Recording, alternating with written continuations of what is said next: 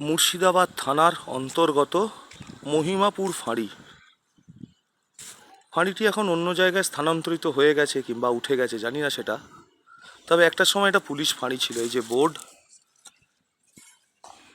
এই ফাঁড়ি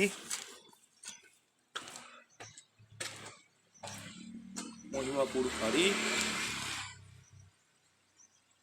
barrack, police barrack.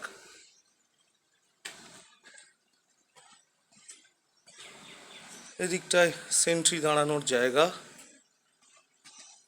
Lock-up, হয়তো লকআপ এটা তখনকার।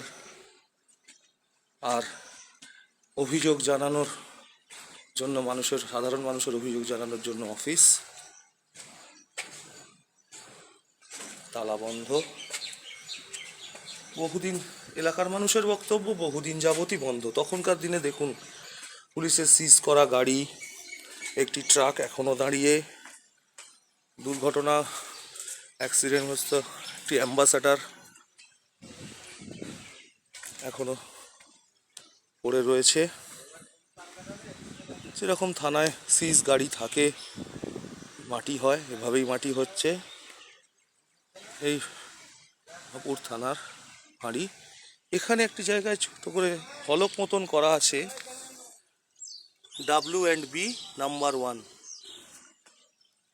এদিকটা থানার পিছন দিক, সবই বন্ধ। এই হচ্ছে মহিমাপুর ফাঁড়ির ছবি।